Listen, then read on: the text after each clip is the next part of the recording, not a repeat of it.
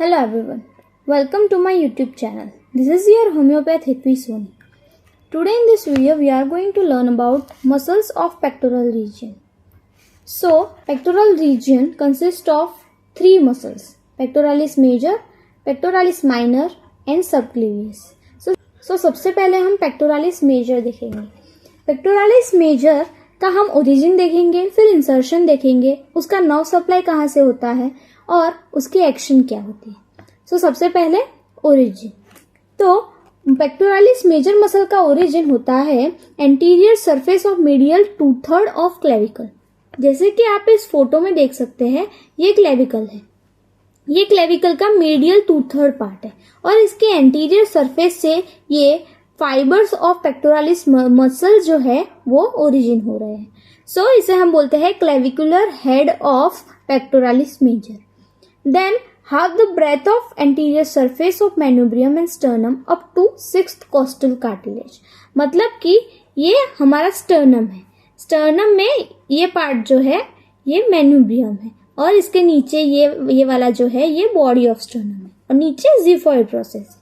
तो मेनुब्रियम से होके मेनुब्रियम की एंटीरियर सरफेस से नीचे आते हुए 6th कॉस्टल कार्टिलेज तक हमारे इस पेक्टोरालिस मेजर मसल का ओरिजिन होता है. तो इसे हम कहते हैं sternal head of pectoralis major muscle.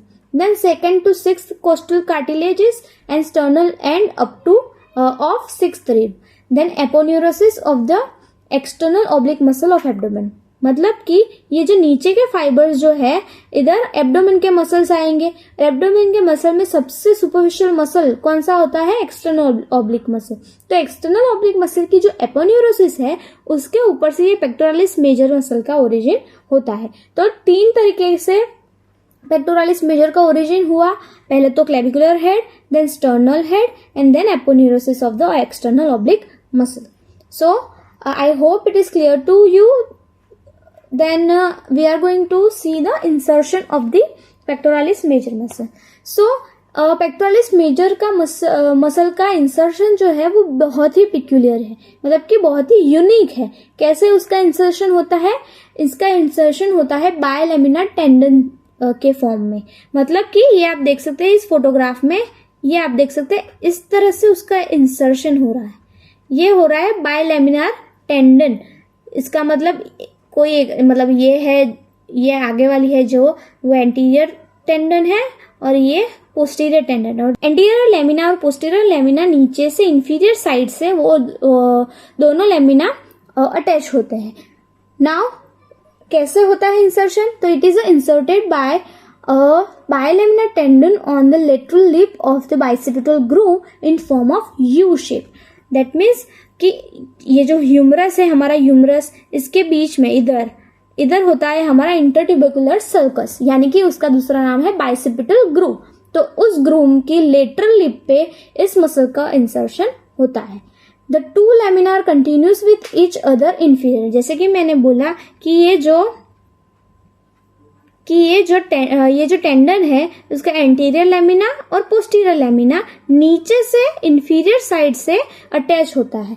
Then the anterior lamina is thicker and shorter. जो एंटीरियर लेमिना होता है वो थिकर होता है और शॉर्टर होता है, और पोस्टीरियर लेमिना जो होता है वो लॉन्गर होता है और थिनर होता है, मतलब कि पतला होता है.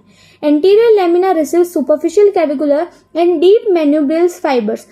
मतलब कि हमने क्या देखा था ऊपर कि ये जो क्लेविकुलर फाइबर और ये मेनुब्रियल फाइबर, ये दोनों जो फाइबर है वो दोनों रिसीव करता है एंटीरियर लेमिना. मतलब कि वो दोनों फाइबर मिलके एंटीरियर लेमिना बनाते हैं. और पोस्टीरियर लेमिना कौन बनाता है? कोस्टल फाइबर्स, मतलब कि जो रिब्स से अटैच थे वो फाइबर्स. स्टर्नल फाइबर्स, मतलब कि बॉडी ऑफ स्टर्नम से अटैच थे वो फाइबर्स. और एपोन्यूरेटिक फाइबर्स. एपोन्यूरेटिक फाइबर्स जो है वो किस मसल के एपोन्यूरोसिस से ओरिजिन होते हैं? External oblique muscle. Right. Now the nerve supply of the pectoralis major muscle. Lateral pectoral and medial pectoral nerve of brachial plexus में से ये लेटरल पेक्टोरल और मीडियल पेक्टोरल नर्व ओरिजिन होती है. अगर आप ब्रेकियल प्लेक्सस का वीडियो चाहते हैं तो प्लीज कमेंट करिए brachial plexus, then I will make it. Then actions of the pectoralis major muscle. The major actions of the pectoralis major are shoulder flexion and extension also, and then shoulder adduction also.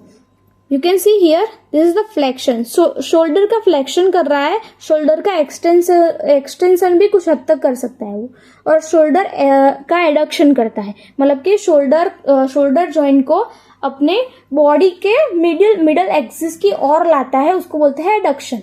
अगर ये terms आपको नहीं पता तो आप उसको comment करिए terms, तो मैं सभी टर्म्स जैसे कि flexion, extension, adduction, abduction, then the planes, the coronal planes, vertical planes, sagittal planes, वो सब मैं उसका वीडियो भी बनाऊंगी. Then we are moving towards our second muscle of the pectoral region, that is pectoralis major muscle. So the pectoralis minor muscle.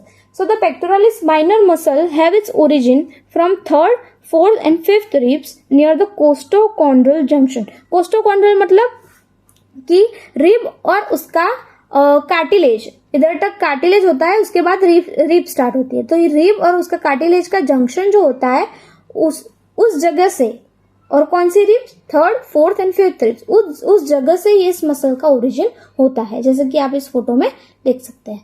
Then the insertion of the pectoralis minor muscle, that is medial border and upper surface of the coracoid process. So you can see here clearly that this is the coracoid process of the scapula.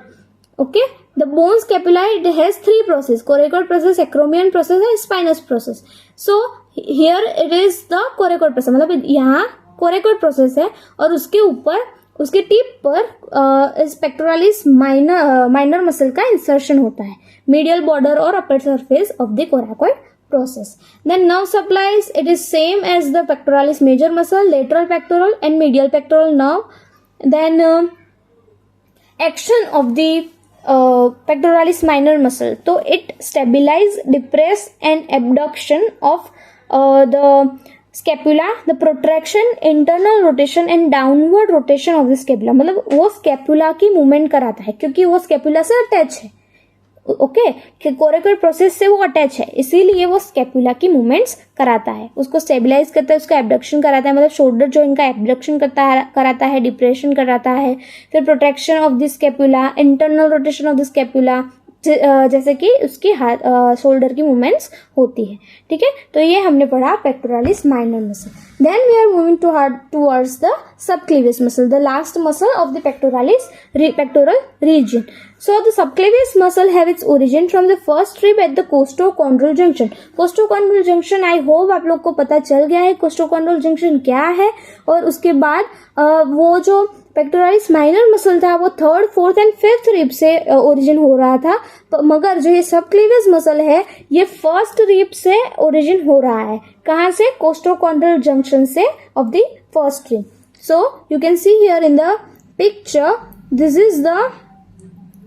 this one is the subclavius muscle. Okay, then its insertion, इसका insertion कहाँ होता है? Subclavian groove in the middle 1/3 of the clavicle, मतलब कि जो clavicle की inferior surface होती है, ये देखिए ये इंफीरियर सरफेस होती है, मतलब क्लेविकल को हमने उल्टा रखा है, क्लेविकल को उल्टा रखा है, ये इसकी मीडियल एंड है वो है, और ये इसका लेटरल एंड है, मतलब कि उसको हमने उल्टा करके रखा है. और ये मीडियल, यहाँ से ये जो है इधर स्टर्नम अटैच होता है, इधर होता है फर्स्ट रिब अटैच. ओके, सो उसकी इंफीरियर सरफेस के मिडल पार्ट में इधर सबक्लेवियन ग्रूव होता है, उधर सबक्लेवियस मसल का इंसर्शन होता है. आई होप आपको समझ में आ गया होगा. Then nerve supply. Nerve supply is the nerve supply of the subclavius muscle is the direct branch of C5 C6, that is subclavian nerve. C5 and C6 के trunk से इधर एक नर्व फॉर्म होती है जिसको बोलते हैं सबक्लेवियन नर्व, और नर्व टू सबक्लेवियस मसल वही है जो सबक्लेवियस मसल को सप्लाई करती है. Then action of the subclavius muscle. The subclavius muscle steadies the clavicle during movements of the shoulder joint, मतलब शोल्डर जॉइंट की जब भी मूवमेंट होती है तब ये जो सबक्लेवियस मसल है वो क्लेविकल को स्टेबल रखता है, स्टडी रखता है. ठीक है, forms a cushion for axillary vessels and divisions of Trunks of brachial plexus, मतलब कि ये देख सकते हैं आप, इधर ब्रेकियल प्लेक्सस पूरा नीचे आ रहा है इधर, फिर अपनी ब्रांच वो छोड़ेगा, उधर से नर्व फॉर्म होगी, ब्रांच छोड़ेगी, ठीक है। तो ये जो ब्रेकियल प्लेक्सस है ये नीचे आ रहा है इधर, इधर आप देख सकते हैं, इधर ये आर्टरी वेन और इधर नर्व्स है इधर येलो कलर में, ठीक है। तो जो फर्स्ट रिब है क्लेविकल और फर्स्ट रिब, उसके बीच में ये सबक्लेवियस मसल होता है। तो उधर से जो भी आर्टरी और जो भी नर्व्स और ब्रेकियल प्लेक्सस का ट्रंक जो पास होता है उसको वो कुशन की तरह वर्क करता है और उसको डैमेज होने से बचाता है। Okay, so thank you so much for watching. I hope आपको ये वीडियो पसंद आया होगा। अगर आपको कोई और दूसरा टॉपिक चाहिए मेरे वीडियो में तो आप कमेंट कर सकते हैं। और thank you so much for watching and don't forget to subscribe the channel and like the video. Thank you so much.